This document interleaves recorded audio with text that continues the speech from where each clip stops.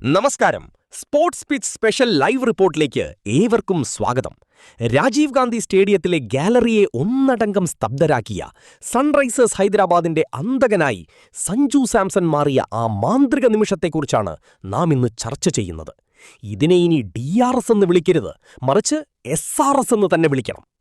അഭിഷേക് ശർമ്മയുടെ വിക്കറ്റിനു പിന്നിൽ നടന്ന ആ നാടകീയമായ റിവ്യൂവും ഹൈദരാബാദിനെ 194 റൺസിൽ ഒതുക്കിയ ചെന്നൈയുടെ ബൗളിംഗ് പ്രകടനവും വിശകലനം ചെയ്യുന്ന ജേർണലിസ്റ്റ് റിപ്പോർട്ടിലേക്ക് നമുക്ക് കടക്കാം.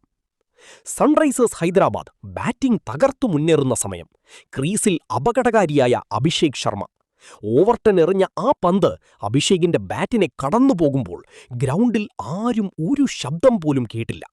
പന്തെറിഞ്ഞ ഓവർടൺ പോലും ഒരു അപ്പീലിന് മുതിർന്നില്ല.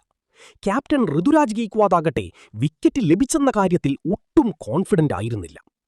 എന്നാൽ വിക്കറ്റിനു പിന്നിൽ ഗ്ലൗസ് അണിഞ്ഞു നിന്ന സഞ്ജു സാംസൺ മാത്രം ഉറച്ചുനിന്നു.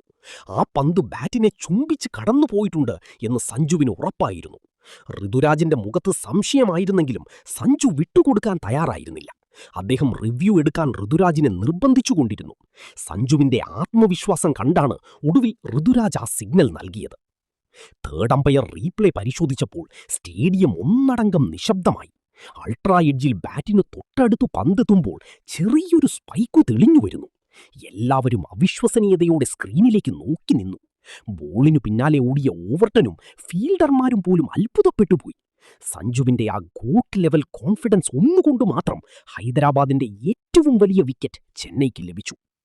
അഭിഷേക് ശർമ്മ ക്രീസ് വിടുമ്പോൾ കായിക ലോകം ഒന്നടങ്കം പറയുകയായിരുന്നു, ഇതൊരു വിക്കറ്റ് കീപ്പറുടെ മാത്രം വിജയമല്ല, മറിച്ച് ക്രിക്കറ്റിനെ ആഴത്തിൽ വായിച്ചെടുക്കാനുള്ള ഒരു പ്രതിഭയുടെ നിശ്ചയദാർഢ്യമാണ്. സഞ്ജു വിക്കറ്റിനു പിന്നിലുണ്ടെങ്കിൽ CSK ബൗളർമാർക്ക് ആത്മവിശ്വാസത്തോടെ പന്തെറിയാമെന്നതിന് ഇതിലും വലിയ ഉദാഹരണമില്ല. ആദ്യ ഇന്നിംഗ്സ് അവസാനിക്കുമ്പോൾ സൺറൈസേഴ്സ് ഹൈദരാബാദ് 194 റൺസിന് 9 വിക്കറ്റ് എന്ന നിലയിലാണ്.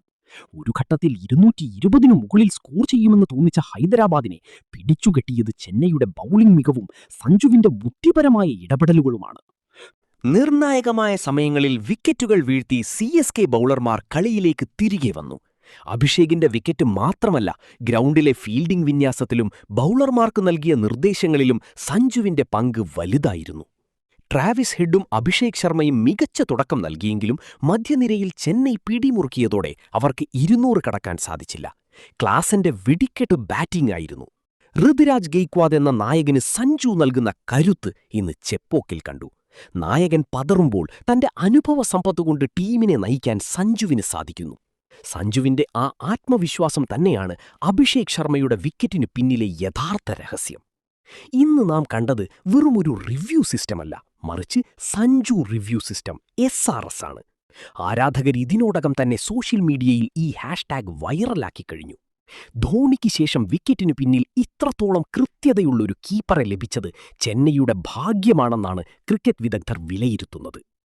195 റൺസ് എന്ന വെല്ലുവിളിയുയർത്തുന്ന ലക്ഷ്യവുമായാണ് ചെന്നൈ രണ്ടാം ഇന്നിംഗ്സിൽ ബാറ്റിംഗിനിറങ്ങുന്നത്.